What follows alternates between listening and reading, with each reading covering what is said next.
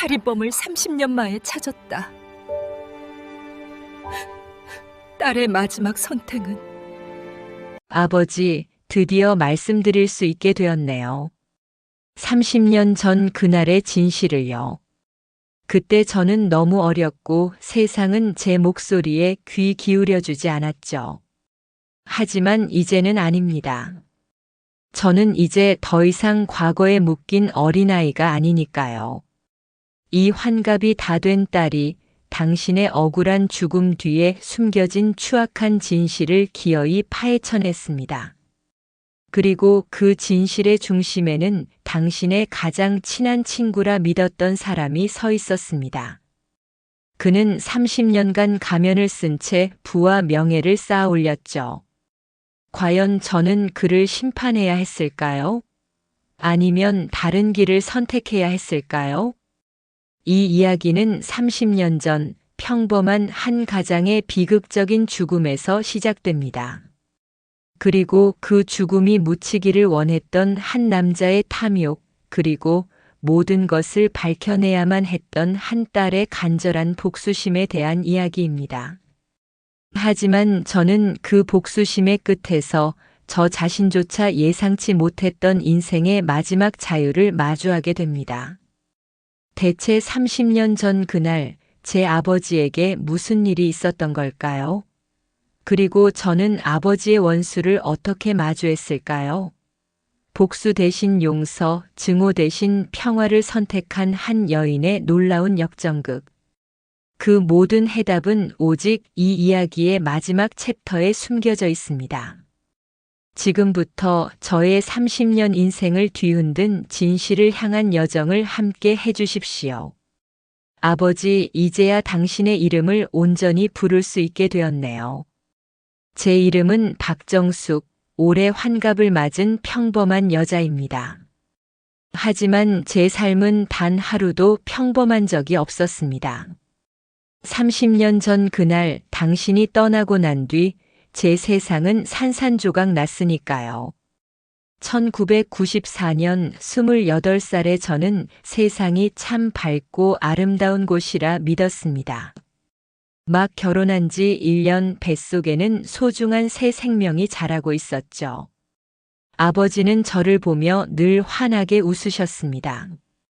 정수가, 너는 우리 집안의 복덩이다. 너 덕분에 아빠는 힘이 난다. 그 말씀이 지금도 귓가에 생생해요. 아버지는 그 시절 작은 건설 회사에서 성실하게 일하셨습니다. 정직함이 몸에 밴 분이셨죠. 땀 흘려번 돈만이 진짜 내 돈이다. 절대 남의 눈에 피눈물 나게 하지 말아라. 그렇게 가르치셨어요. 그 말씀 저는 평생 가슴에 품고 살아왔습니다. 그해 겨울, 저희 동네는 재개발 바람이 한창 불고 있었습니다.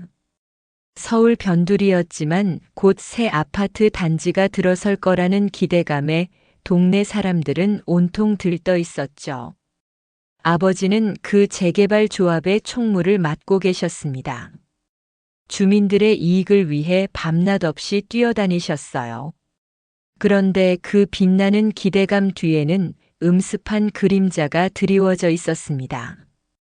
재개발 이권을 노리는 사람들이 아버지 주변을 맴돌기 시작했죠. 저는 그때 그저 막연한 불안감만 느꼈을 뿐, 그것이 얼마나 거대한 폭풍이 될지는 상상조차 못했습니다. 어느 날 저녁이었습니다. 아버지는 평소와 달리 늦게까지 귀가하지 않으셨어요. 당시 저희 집은 동네 어귀 작은 절벽 아래에 있었죠.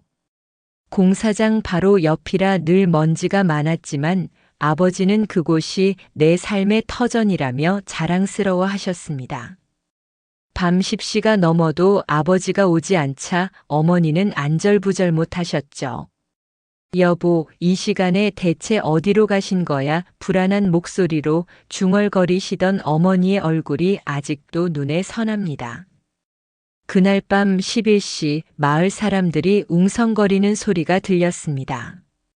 그리고 곧 저희 집 문이 벌컥 열렸죠. 마을 이장님과 건장한 청년 몇 명이 들어섰습니다. 그들의 얼굴은 흑투성이었고 눈빛은 깊은 절망으로 가득했어요. 이장님의 입에서 나온 말은 제 삶을 송두리째 뒤흔들었습니다. 순자씨 정수가 이게 무슨 일인지. 이장님은 말을 잇지 못하고 울먹이셨습니다. 저는 이미 직감했습니다. 불길한 예감은 한 번도 틀린 적이 없었으니까요. 어머니는 그 자리에서 주저앉아 통곡하셨습니다. 저는 얼어붙은 듯 서 있었죠. 이장님의 말을 통해 전해진 소식은 제 뱃속의 아이마저 얼어붙게 할 만큼 차갑고 잔인했습니다. 아버지는 공사장 인근 절벽 아래에서 발견되었습니다. 머리에서 피를 흘린 채 쓰러져 있었다고 했어요. 경찰은 곧바로 실족사로 사건을 종결했습니다. 밤늦게 술에 취해 길을 가다 발을 헛디딘 단순 사고라고요. 그 흔한 현장 조사도 제대로 된 부검조차 이루어지지 않았습니다. 모든 것이 너무나도 빠르게 그리고 허술하게 처리되었죠. 저는 믿을 수 없었습니다. 아버지는 평생 술 한 잔 입에 대지 않으셨어요. 그렇게 신중하고 빈틈없는 분이 왜 하필 그 위험한 절벽에서 실족사를 당했다는 걸까요? 저는 직감했습니다. 아버지는 결코 스스로 발을 헛디딘 것이 아니었습니다. 그날 밤 누군가 아버지를 그곳으로 밀어 넣었을 겁니다. 재개발 이권을 둘러싼 추악한 싸움 속에서 정직했던 아버지는 희생양이 되었던 거죠. 하지만 어린 제가 할 수 있는 것은 아무것도 없었습니다. 목소리 높여 외쳐도 세상은 들으려 하지 않았습니다. 경찰은 단순 사고라는 결론만 되풀이할 뿐이었죠. 그렇게 아버지의 억울한 죽음은 차디찬 땅 속에 묻혔고 저의 가슴 속에는 풀리지 않는 미스터리와 함께 거대한 증오가 싹트기 시작했습니다. 그때부터 제 삶은 복수심이라는 그림자에 갇혔습니다. 아버지의 죽음을 묵인하고 그 진실을 은폐하려 했던 모든 사람들을 향한 분노가 제 피를 뜨겁게 달구었습니다. 저는 평생을 그 그림자를 쫓으며 살아왔습니다. 하지만 한편으로는 두려웠습니다. 과연 제가 그 거대한 그림자를 걷어내고 진실을 밝혀낼 수 있을까 하고요. 30년이란 시간은 저에게 용기와 함께 지독한 회의감을 안겨주었습니다. 그리고 제 삶에서 가장 중요한 순간마다 한 남자의 얼굴이 떠올랐습니다. 아버지의 가장 친한 친구였던 최 사장. 그는 아버지의 죽음 이후 갑자기 엄청난 부자가 되어 동네를 떠났습니다. 그가 아버지의 죽음과 무관하다고 믿기에는 모든 것이 너무나도 기묘하고 수상했습니다. 저는 평범한 주부로 평범한 엄마로 살아가면서도 단 한순간도 아버지의 억울한 죽음을 잊지 않았습니다. 환갑을 맞은 지금 제 뱃속에 있던 아이는 이미 장성하여 독립했습니다. 남편도 세상을 떠났죠. 이제야 비로소 오롯이 나 자신만을 위한 시간을 가질 수 있게 되었습니다. 그리고 저는 결심했습니다. 내 남은 생의 모든 것을 걸고 아버지의 한을 풀어주겠다고요. 30년이라는 시간이 흘러 모든 것이 희미해졌지만 저는 반드시 그날의 진실을 파헤쳐낼 것입니다.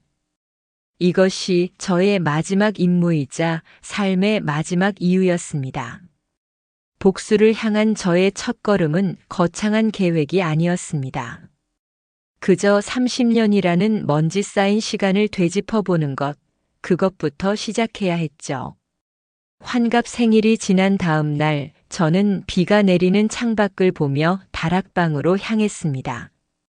그곳에는 아버지의 손때가 묻은 낡은 나무 상자가 세월의 무게를 견디며 잠들어 있었습니다. 상자를 여는 순간 훅 하고 곰팡내와 함께 오래된 종이 냄새가 코를 찔렀습니다. 그 안에는 아버지께서 쓰시던 낡은 만년필, 달아빠진 가죽 지갑, 그리고 빛바랜 흑백 사진 몇 장이 들어 있었죠. 사진 속 아버지는 젊고 건강한 모습으로 저를 보며 웃고 계셨습니다. 그 미소를 보자 꾹꾹 눌러왔던 그리움이 파도처럼 밀려와 목이 메었습니다. 아, 아버지 이토록 좋은 분을 누가. 한참을 그렇게 사진 속 아버지를 어루만지다 상자 가장 밑바닥에 깔려있던 낡은 일기장 한 권을 발견했습니다. 아버지는 매일은 아니었지만 중요한 일이 있을 때마다 짧게나마 기록을 남기곤 하셨습니다. 저는 떨리는 손으로 일기장을 펼쳤습니다. 30년 전 재개발 문제로 동네가 떠들썩했던 그 시절의 기록들이 고스란히 담겨 있었죠. 일기장에는 온통 재개발 조합의 회의 내용, 주민들의 요구 사항 같은 사무적인 이야기들 뿐이었습니다. 혹시나 하는 마음에 마지막 장까지 꼼꼼히 넘겨보았지만 아버지의 죽음과 관련된 단서는 어디에도 보이지 않았습니다. 실망감이 밀려왔습니다. 역시 30년이란 시간은 모든 흔적을 지워버린 걸까. 저는 허탈한 마음으로 일기장을 덮으려 했습니다. 바로 그때였습니다. 일기장의 두꺼운 가죽 표지, 그 안쪽 면이 살짝 벌어져 있는 것이 눈에 띄었습니다. 마치 누군가 급하게 무언가를 숨겨놓은 것처럼 말입니다. 저는 손톱으로 조심스럽게 그 틈을 벌렸습니다. 그러자 그 안에서 곱게 접힌 작은 종이 쪽지 하나가 툭 하고 제 무릎 위로 떨어졌습니다. 심장이 쿵 하고 내려앉는 것 같았습니다. 종이는 오랜 세월 탓에 누렇게 변색되어 있었지만 그 위에 쓰인 아버지의 글씨는 또렷했습니다. 그것은 일기가 아니었습니다. 누군가에게 들키지 않기 위해 급하게 휘갈겨 쓴 절박함이 묻어나는 메모였습니다. 그 메모의 첫 문장을 읽는 순간 저는 숨을 쉴 수가 없었습니다. 최 사장 그놈들하고 한패였다. 이 땅 주민들 피눈물 나게 하고 절대 못 넘겨. 최 사장 아버지의 가장 친한 친구였던 바로 그 사람이었습니다. 제 머릿속이 하얘졌습니다. 아버지는 이미 알고 계셨던 겁니다. 최 사장이 재개발 브로커들과 결탁했다는 사실을요. 저는 떨리는 눈으로 메모의 나머지 부분을 읽어내려갔습니다. 내일 만나서 마지막으로 단판을 짓겠다. 그놈들 눈빛이 심상치 않아. 위험하다. 만약 나에게 무슨 일이 생기면 정수가. 거기서 메모는 끊겨 있었습니다. 정수가 제 이름을 부르는 그 마지막 글자에서 저는 아버지의 다급했던 숨소리를 듣는 것만 같았습니다. 이 메모는 아버지가 돌아가시기 바로 전날 밤에 쓰인 것이 틀림없었습니다. 아버지는 죽음을 예감하셨던 겁니다. 그리고 저에게 이 세상의 마지막 경고를 남기려 하셨던 거죠. 저는 종이 쪽지를 든 채 한참을 움직일 수 없었습니다. 30년간 제 마음을 짓누르던 막연한 의심이 차갑고 날카로운 진실의 파편이 되어 제 심장을 찔렀습니다. 아버지의 죽음은 단순한 실족사가 아니었습니다. 그것은 명백한 살인이었습니다. 그리고 그 중심에는 제가 아저씨라 부르며 따랐던 아버지의 가장 친한 친구 최 사장이 있었습니다. 눈물이 뺨을 타고 흘러내려 30년 전 아버지의 글씨 위로 떨어졌습니다. 아버지, 얼마나 무서우셨어요. 얼마나 외로우셨어요. 혼자서 그 거대한 악과 싸우고 계셨군요. 이 어린 딸은 아무것도 모른 채. 저는 통곡했습니다. 하지만 그것은 절망의 눈물이 아니었습니다. 30년간 굳게 닫혀있던 진실의 문이 마침내 열리는 소리였습니다. 이 작은 종이 쪽지 하나. 이것은 단순한 메모가 아니었습니다. 아버지가 제게 남겨주신 마지막 유산이자 복수를 향한 첫 번째 무기였습니다. 저는 눈물을 닦고 낡은 종이 쪽지를 조심스럽게 품에 넣었습니다. 이제 더 이상 망설일 시간은 없었습니다. 30년이라는 긴 잠에서 깨어난 진실은 이제 저의 손에 들려 피의 심판을 향해 나아갈 것이었습니다. 그 첫 번째 목표는 명확했습니다. 아버지의 이름을 팔아 부와 명예를 쌓아 올린 남자 최 사장. 그를 만나러 가야 했습니다. 아버지의 메모를 발견한 다음 날, 저는 동이 트자마자 집을 나섰습니다. 밤새 한숨도 자지 못했지만 피곤함보다는 심장을 태우는 뜨거운 무언가가 저를 움직이게 했습니다. 30년간 저를 짓눌러왔던 슬픔은 이제 진실을 향한 단단한 분노가 되어 제 온몸을 휘감고 있었죠. 저의 첫 번째 목적지는 30년 전 아버지의 사건을 담당했던 경찰서였습니다. 하지만 세월의 힘은 진실의 흔적을 너무나도 쉽게 지워버렸습니다. 이제는 신축 건물로 변해버린 경찰서 민원실에서 저는 갓 20살을 넘겼을까 싶은 젊은 경찰과 마주 앉았습니다. 저는 떨리는 목소리로 아버지의 이름을 말하고 30년 전 사건 기록을 열람하고 싶다고 간청했습니다. 최영수 씨 1994년 11월 여기 있네요. 그런데 어머님, 이건 단순 실족사로 종결된 사건이고 보관 연한 20년이 훌쩍 지나서 관련 기록은 전부 폐기 처리되었습니다. 저희도 도와드릴 방법이 없네요. 그의 목소리는 기계처럼 차가웠고 말투에는 귀찮음이 묻어 있었습니다. 저는 포기하지 않고 재개발 관련 수사 기록이라도 남아있지 않느냐고 물었지만 그는 고개를 저을 뿐이었습니다. 30년이라는 시간은 진실을 보관 연한 만료라는 6글자 아래 단단한 콘크리트처럼 굳혀버렸습니다. 저는 허탈한 마음으로 경찰서를 나설 수밖에 없었습니다. 다음으로 향한 곳은 구청이었습니다. 혹시나 재개발 관련 자료라도 남아있을까 하는 신락 같은 희망을 품고서 말이죠. 하지만 그곳의 대답도 다르지 않았습니다. 담당자는 먼지 쌓인 서고를 한참 뒤적이다가 마침내 찾아낸 낡은 서류철을 제 앞에 내려놓았습니다. 하지만 서류철의 가장 중요한 부분, 아버지의 이름과 최 사장의 이름이 오고 갔을 법한 페이지들은 마치 약속이라도 한 듯 전부 누락되어 있었습니다.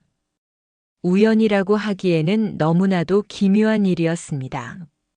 누군가 아주 오래전부터 이날을 준비한 것처럼 모든 흔적을 지워버린 것이 분명했습니다. 공식적인 기록이 모두 사라졌다는 절망감 속에서 저는 마지막으로 한 가지를 확인해야 했습니다. 바로 최 사장, 그 사람의 현재 모습이었습니다. 저는 동네 도서관 컴퓨터 앞에 앉아 서툰 손놀림으로 검색창에 그의 이름을 쳐넣었습니다. 최만식. 화면 가득 떠오르는 그의 얼굴. 30년의 세월이 흘렀지만 저는 단번에 그를 알아볼 수 있었습니다. 하지만 그는 더 이상 제가 알던 아버지의 곁에서 소주잔을 기울이던 가난한 동네 아저씨가 아니었습니다. 화면 속 그는 대한민국을 대표하는 만식건설의 회장이 되어 있었습니다. 수백억 자산가, 성공한 사업가, 그리고 불우이웃을 돕는 자선사업가. 그의 위선적인 미소를 보는 순간 저는 온몸의 피가 차갑게 식는 것을 느꼈습니다. 그가 쌓아올린 부와 명예의 성. 그 성의 가장 밑바닥에는 제 아버지의 억울한 죽음이라는 주춧돌이 박혀 있는 것이 틀림없었습니다. 저는 저도 모르게 컴퓨터를 끄고 밖으로 나왔습니다. 그리고는 홀린 듯 버스를 타고 서울의 심장부인 강남으로 향했습니다. 만식 건설의 본사 건물은 하늘을 찌를 듯한 거대한 유리성이었습니다. 저는 그 건너편에 서서 개미처럼 오가는 수많은 사람들과 그 꼭대기에서 세상을 내려다보고 있을 최 사장의 모습을 상상했습니다. 과연 내가 저 거대한 성을 무너뜨릴 수 있을까? 계란으로 바위를 깨려는 것은 아닐까? 두려움이 엄습했습니다. 30년간 복수를 꿈꿔왔지만 괴물이 되어버린 그의 실체를 마주하자 저의 결심이 한없이 초라하게 느껴졌습니다. 저는 한참을 그 자리에 서 있었습니다. 포기하고 돌아설까 수십 번을 망설였습니다. 바로 그때 제 주머니 속에서 바스락거리는 아버지의 메모가 느껴졌습니다. 정수가 저를 부르는 아버지의 마지막 목소리가 귓가에 울리는 듯 했습니다. 저는 눈을 감았습니다. 그리고 다시 눈을 떴을 때 제 안의 두려움은 사라지고 차가운 결의만이 남았습니다. 그래, 당신이 쌓아 올린 그 성이 얼마나 높은지 한번 보자. 얼마나 단단한지 한번 보자. 이 환갑된 딸이 그 성의 가장 밑바닥에 박힌 아버지의 피눈물이라는 주춧돌 하나를 빼내어 당신의 세상을 모조리 무너뜨려 줄 테니. 저는 더 이상 유리성을 쳐다보지 않았습니다.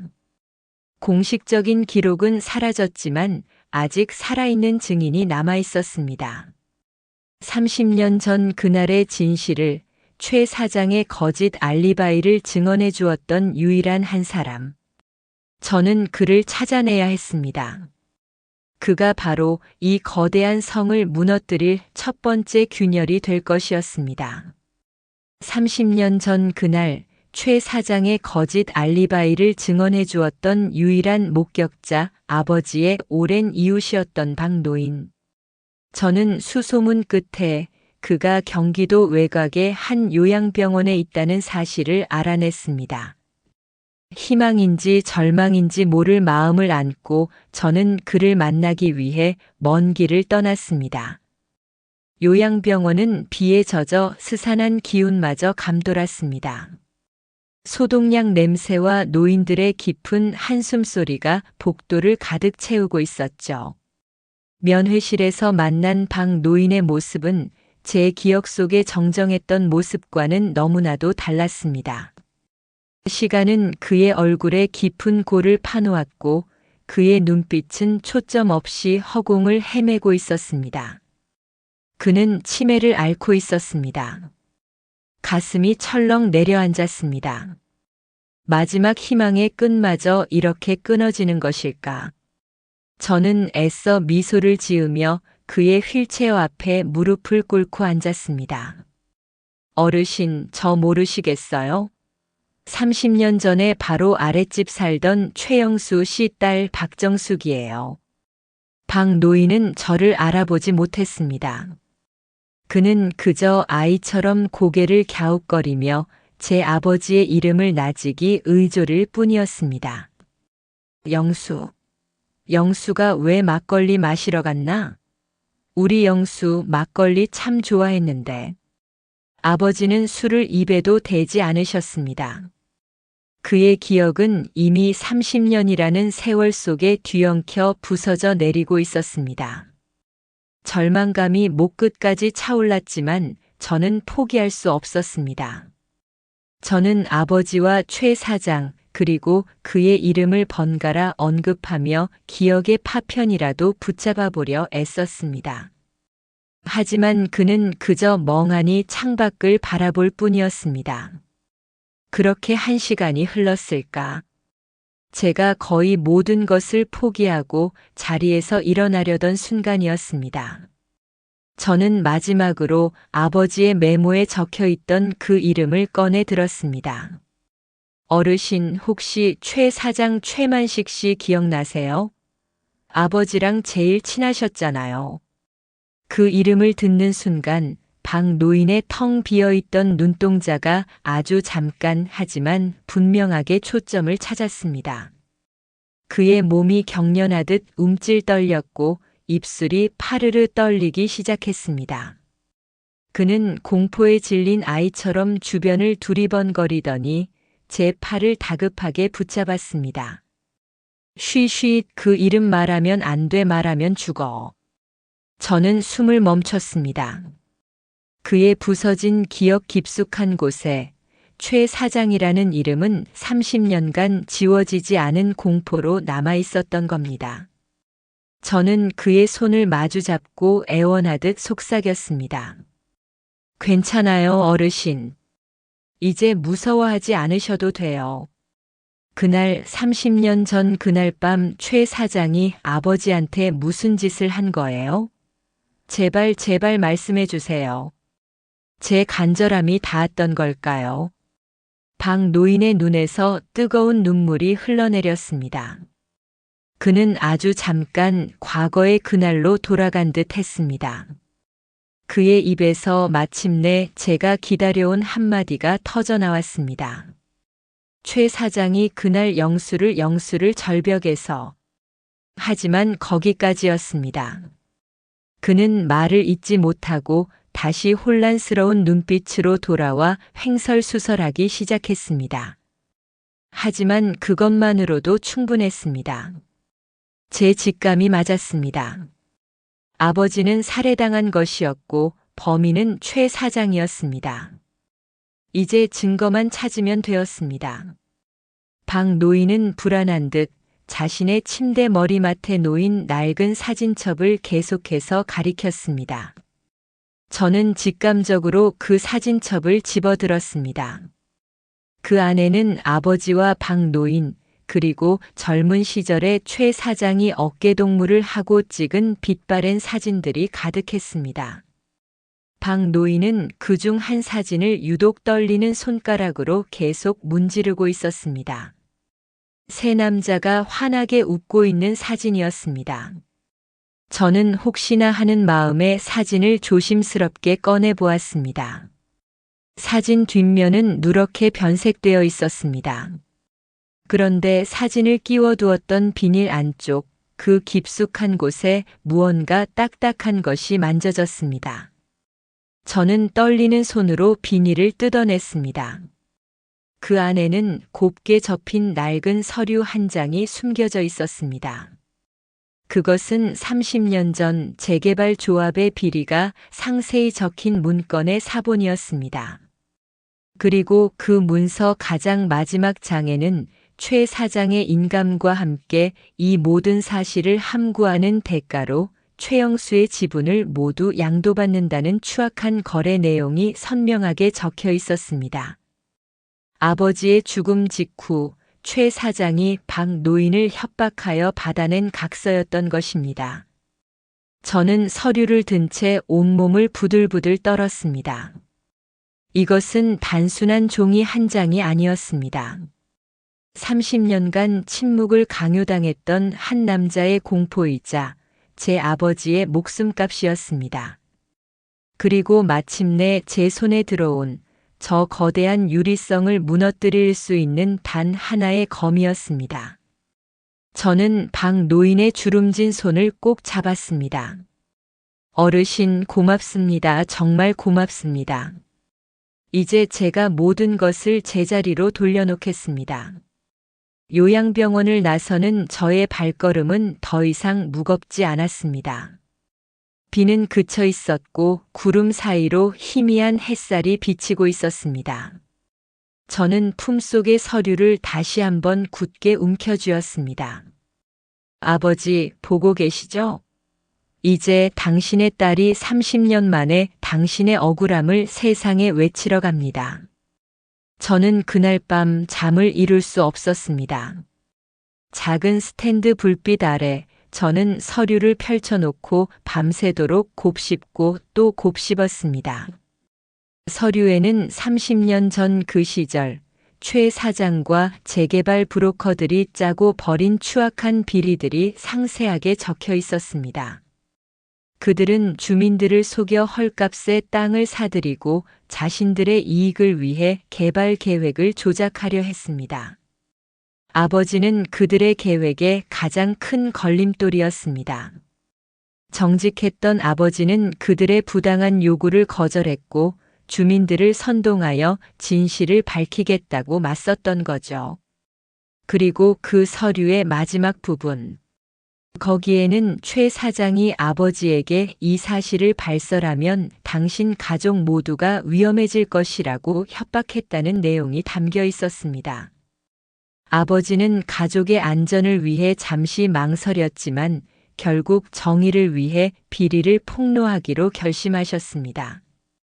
최 사장과 마지막 단판을 짓겠다던 아버지의 메모, 그리고 위험하다는 경고성 문구가 비로소 완벽하게 이해되었습니다.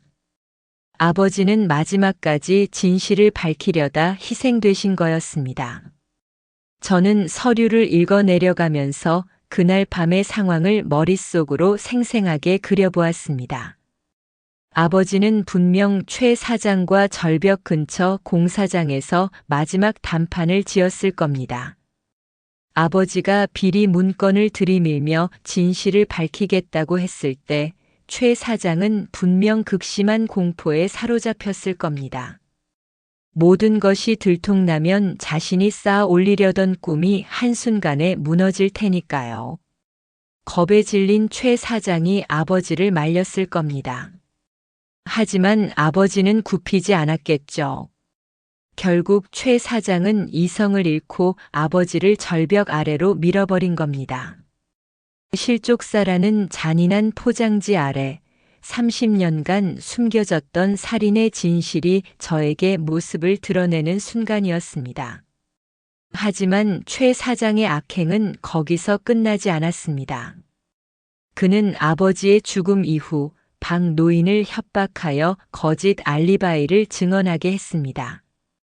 그리고는 아버지의 죽음으로 비워진 재개발 조합 총무 자리를 차지하고 비리를 통해 막대한 이익을 챙겨 동네를 떠났던 겁니다. 제가 어린 시절 늘 정수가 아저씨가 맛있는 거 사줄까? 하며 너스레를 떨던 그 착한 아저씨가 사실은 제 아버지를 죽이고 그 시신을 밟고 올라선 비열한 살인자였다는 사실이 제 가슴을 갈기갈기 찢어 놓았습니다. 그는 30년 동안 자신의 죄를 은폐하기 위해 모든 흔적을 지웠습니다. 경찰 기록을 조작하고 구청 서류를 누락시키고 심지어 박 노인의 기억마저 파괴될 때까지 침묵을 강요했을 겁니다. 그리고 겉으로는 성공한 사업가이자 자선 사업가라는 가면을 쓰고 온갖 미디어에 얼굴을 내밀며 위선을 떨었겠죠. 그 모든 것이 제 아버지를 죽인 대가로 얻어낸 것들이었습니다. 그의 부와 명예는 제 아버지의 피와 눈물 위에 세워진 거대한 거짓말이었습니다. 저는 주먹을 꽉 쥐었습니다. 손톱이 살을 파고들고 손바닥에 피가 맺혔지만 아무렇지 않았습니다. 저의 분노는 이미 육체의 고통을 초월하고 있었습니다.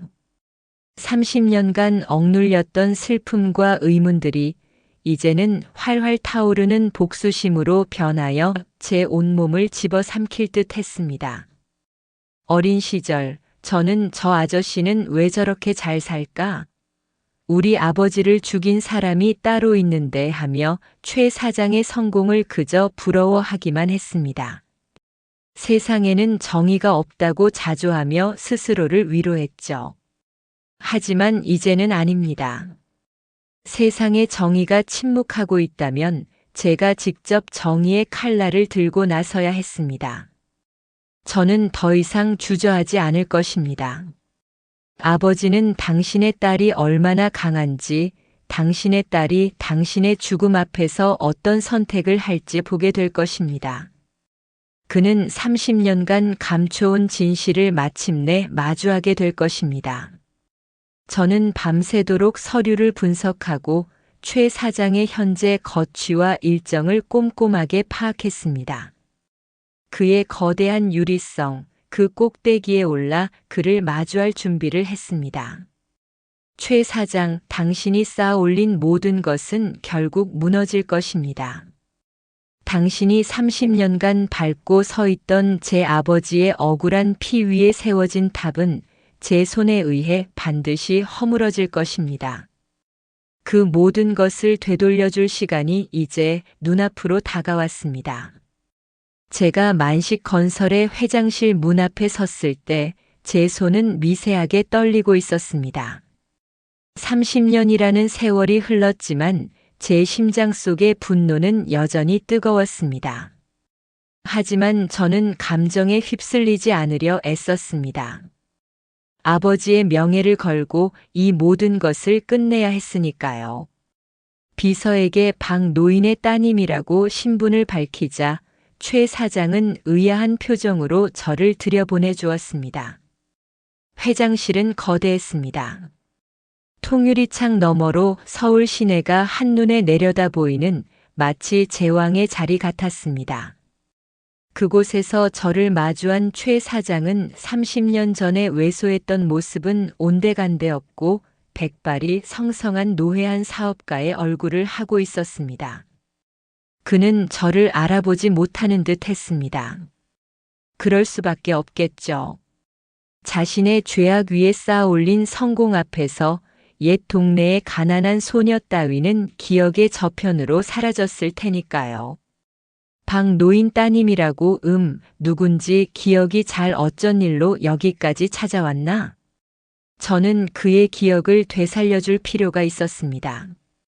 저는 그의 앞에 앉아 굳은 목소리로 제 이름을 말했습니다. 최 사장님, 저는 박정숙입니다. 30년 전 재개발 조합 총무를 맡으셨던 최영수 씨의 딸이죠. 제 이름 그리고 아버지의 이름을 듣는 순간 최 사장의 얼굴에서 미소가 순식간에 사라졌습니다. 그의 눈동자에 아주 미세하지만 분명한 동요가 일렁이는 것을 저는 놓치지 않았습니다. 30년간 굳게 닫아두었던 죄책감의 문이 아주 잠깐 열린 듯 했습니다. 아, 박정숙 양이었군. 자네 아버님은 그때 참 안타깝게 됐지. 고인의 명복을 비네. 그는 능숙하게 슬픔을 가장했습니다. 하지만 저는 그의 위선을 꿰뚫어 보고 있었습니다.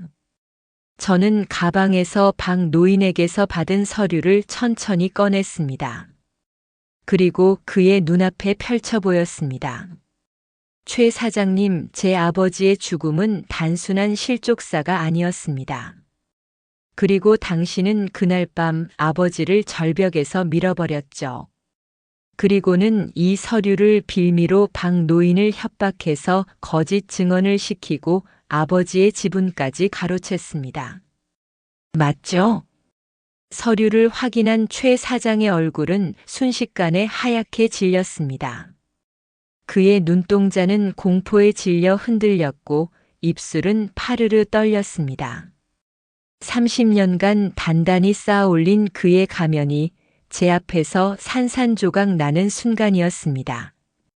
그는 자리에서 벌떡 일어나 제게 다가왔습니다. 그의 눈에는 애원과 함께 저를 향한 알 수 없는 두려움이 가득했습니다. 정숙 양, 이게 무슨 말이야? 난 몰랐네. 그 서류는 나는. 모르는 척하지 마십시오.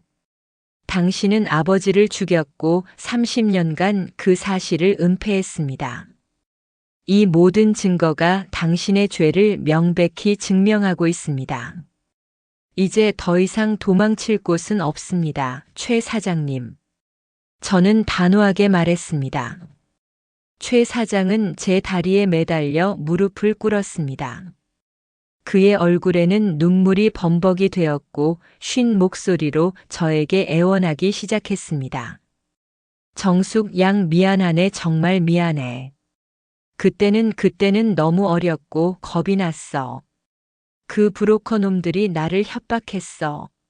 진실을 밝히면 내 가족까지 죽여버리겠다고. 난 어쩔 수 없었네. 제발 살려주게. 내 모든 재산을 잃을 수는 없어. 내 가족들도 내 인생도. 그는 자신의 죄를 인정했습니다. 하지만 그 뒤에 숨겨진 것은 진정한 회개가 아닌 자신의 것을 지키려는 비겁한 자기 방어였습니다. 그는 다급하게 지갑을 꺼내 수표를 꺼내 들었습니다. 그리고는 제게 거액의 돈을 제시하며 읍소했습니다. 정숙 양 제발 이쯤에서 멈춰주게. 이 돈은 전부 자네 것이야. 자네 아버지의 명예를 위해서라면 내가 무엇이든 하겠네. 장학재단도 좋고 기념사업도 좋아. 하지만 제발 이 사실만은 덮어주게. 부탁이야. 저는 그의 눈을 똑바로 바라보았습니다. 30년간 그토록 갈망했던 아버지의 복수. 바로 이 순간 제 손에 그의 운명이 달려 있었습니다. 그의 추악한 죄를 세상에 고발하여 법의 심판을 받게 하고 그의 모든 것을 빼앗아 버릴 수 있었습니다. 그렇게 한다면 제 아버지는 비로소 편히 눈을 감으실 수 있을 것입니다. 하지만 과연 그것이 제가 진정으로 원했던 복수일까요?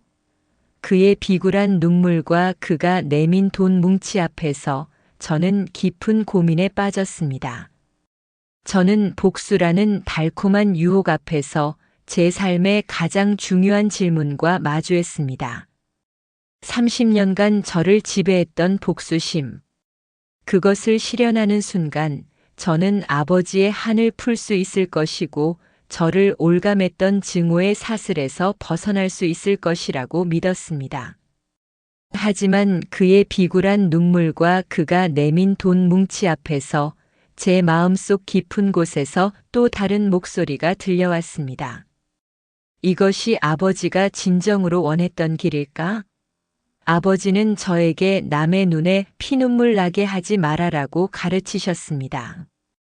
최 사장을 법의 심판대에 세워 모든 것을 빼앗고 그의 가족까지 몰락시키는 것이 과연 아버지의 뜻에 부합하는 일일까? 저는 분노 속에서도 아버지의 가르침을 떠올리려 애썼습니다. 빅터 프랭클은 말했죠. 모든 것을 빼앗아갈 수는 있어도 인간의 마지막 자유, 주어진 상황에서 자신의 태도를 선택할 자유만큼은 빼앗아갈 수 없다라고요. 그렇습니다. 저는 지금 이 순간 복수 대신 용서를 선택할 자유를 가진 사람이었습니다. 저는 천천히 하지만 단호하게 최 사장의 손에 들린 수표 뭉치를 밀어냈습니다. 그의 눈이 휘둥그레졌습니다. 30년간 돈으로 모든 것을 해결해왔던 그에게 돈을 거절하는 저는 이해할 수 없는 존재였을 겁니다. 최 사장님, 돈은 필요 없습니다. 아버지의 명예는 돈으로 살 수 있는 것이 아니니까요. 그리고 당신의 죄는 돈으로 살 수 있는 것이 아닙니다. 제 말에 최 사장의 얼굴은 더욱 창백해졌습니다. 그는 제가 결국 자신을 고발할 것이라고 생각했을 겁니다. 하지만 저는 그의 예상을 깼습니다. 저는 복수 대신 그에게 속죄의 기회를 주기로 결정했습니다.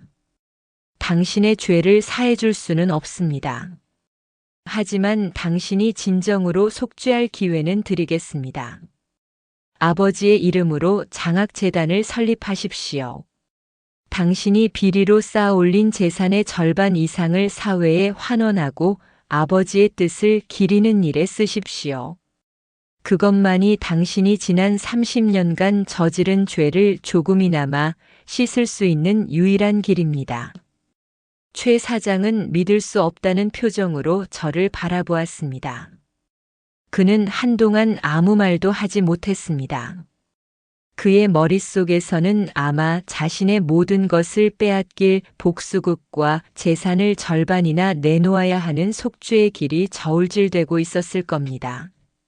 하지만 이내 그의 눈빛은 흔들리기 시작했습니다.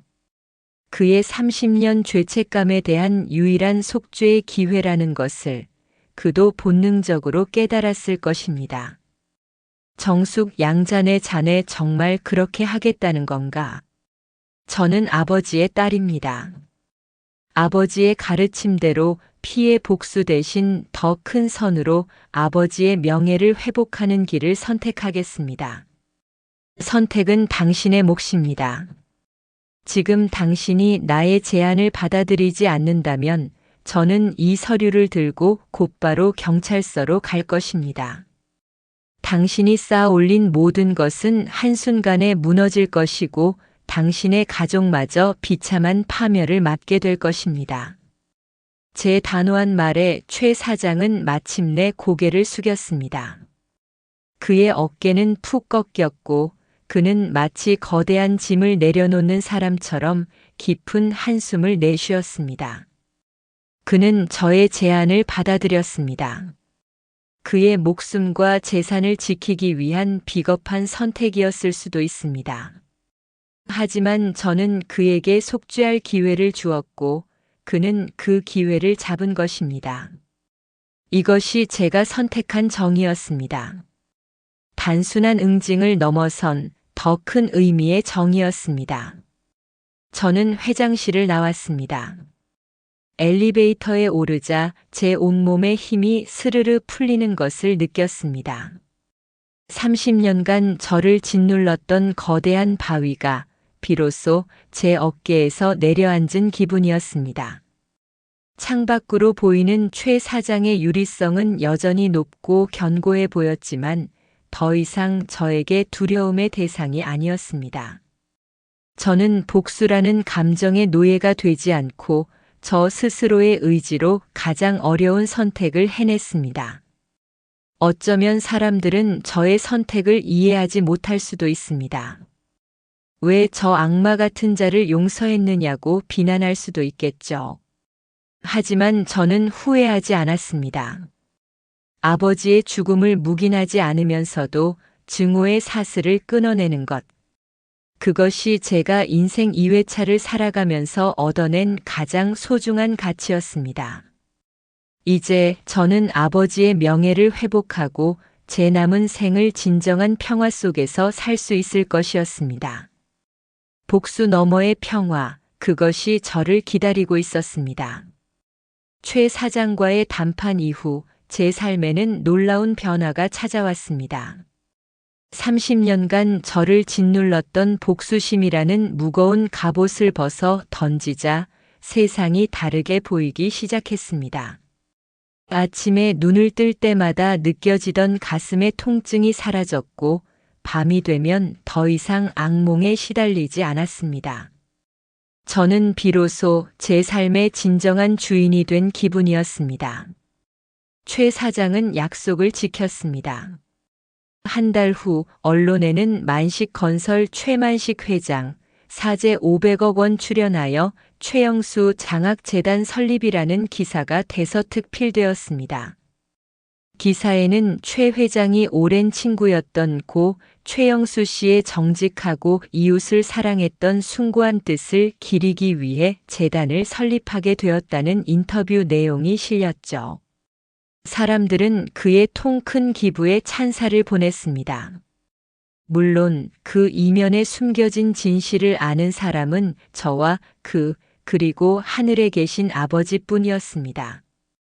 저는 재단의 이사장직을 정중히 사양했습니다. 대신 재단이 투명하게 운영되는지 지켜보는 감사 역할만을 맡기로 했습니다. 얼마 후 최 사장에게서 한 통의 편지가 도착했습니다. 그는 편지에 이렇게 썼습니다. 박정숙 여사님께 지난 30년간 저는 단 하루도 편히 잠들지 못했습니다. 하지만 여사님께서 제게 주신 속죄의 기회 덕분에 저는 비로소 무거운 짐을 내려놓고 남은 생을 살아갈 용기를 얻었습니다. 고맙습니다. 그리고 정말 미안합니다. 최영수, 내 친구에게 진 빚은 평생을 바쳐 갚겠습니다. 그의 진심이 얼마만큼인지는 알 수 없었습니다. 하지만 중요한 것은 저의 선택이 한 사람의 인생을 파멸시키는 대신 새로운 길을 열어주었다는 사실이었습니다. 아버지의 죽음이라는 비극이 이제는 수많은 학생들의 꿈을 지원하는 희망의 씨앗으로 다시 태어난 것입니다. 저는 이것이야말로 아버지가 진정으로 원하셨을 가장 명예로운 복수라고 믿었습니다. 저는 더 이상 과거에 얽매이지 않았습니다. 제게 주어진 새로운 삶을 살기 시작했죠. 저는 작은 화원을 열었습니다. 아버지께서 생전에 가장 좋아하셨던 꽃들을 가꾸며 사람들에게 향기를 파는 일을 했습니다. 화원을 찾아오는 사람들의 소소한 이야기를 들어주고 그들의 기쁨과 슬픔을 함께 나누는 것이 저의 새로운 행복이 되었습니다. 어느 날 오후 한 젊은 대학생이 제 화원을 찾아왔습니다. 그는 쭈뼛거리며 제게 작은 화분 하나를 내밀었습니다. 저 혹시 박정숙 선생님 맞으신가요? 저는 최영수 장학재단에서 장학금을 받고 있는 학생입니다. 선생님 덕분에 저희 같은 형편이 어려운 학생들이 꿈을 포기하지 않을 수 있게 되었습니다. 정말 감사합니다. 그 학생의 맑은 눈을 보는 순간 저는 저도 모르게 눈물을 흘리고 말았습니다. 아버지 보고 계시죠? 아버지의 이름이 이렇게 또 다른 희망을 피워내고 있어요. 저는 그 학생의 손을 꼭 잡아주었습니다. 제 마음속 깊은 곳에서 30년간 맺혀있던 마지막 응어리가 스르르 녹아내리는 것을 느꼈습니다. 저는 이제 환갑을 훌쩍 넘긴 할머니가 되었습니다. 얼굴에는 주름이 가득하고 머리는 희끗희끗하지만 제 마음은 그 어느 때보다 평온하고 자유롭습니다. 저는 가끔 아버지의 묘소를 찾아가 조용히 말을 건넵니다. 아버지, 저는 이제 아버지를 죽인 사람을 용서했습니다. 아니, 용서했다기보다는 그 증오로부터 저 자신을 해방시켰다는 말이 더 맞을 것 같습니다. 복수는 달콤하지만 그 끝은 결국 또 다른 공허함과 증오를 낳을 뿐입니다. 하지만 용서는 고통스럽지만 그 끝에 진정한 평화와 자유를 가져다 줍니다. 아버지를 죽음으로 몰아넣은 비극적인 상황은 제가 통제할 수 없었지만 그 상황 앞에서 어떤 태도를 선택할 것인지는 온전히 저의 자유였습니다. 저는 그 마지막 자유를 증오가 아닌 사랑을 위해 사용했습니다. 그리고 그 선택 덕분에 저는 제 인생의 진정한 승리자가 될 수 있었습니다. 저는 이제 더 이상 과거의 그림자에 갇혀 살지 않습니다. 햇살 가득한 제 작은 화원에서 사람들과 함께 웃고 꽃을 가꾸며 살아갑니다. 이것이 제가 30년이라는 긴 어둠의 터널을 지나 마침내 찾아낸 저의 소중한 인생 2회차입니다. 아버지, 하늘에서 편히 쉬세요. 당신의 딸, 이제 정말 행복합니다. 사랑하는 마음 산책 시청자 여러분, 오늘 드라마는 여기까지입니다. 30년의 증오를 넘어 인간의 마지막 자유는 주어진 상황에서 자신의 태도를 선택하는 것이라는 빅터 프랭클의 통찰처럼 용서를 택하며 진정한 평화를 찾은 한 여인의 이야기였습니다. 과연 복수가 아닌 용서가 진정한 행복일까요? 오늘 이야기에 대한 여러분의 깊은 생각과 감상을 댓글로 나눠주세요. 다음 주에도 마음 산책과 함께 삶의 지혜를 찾아 떠나는 여정 기대해 주세요. 고맙습니다.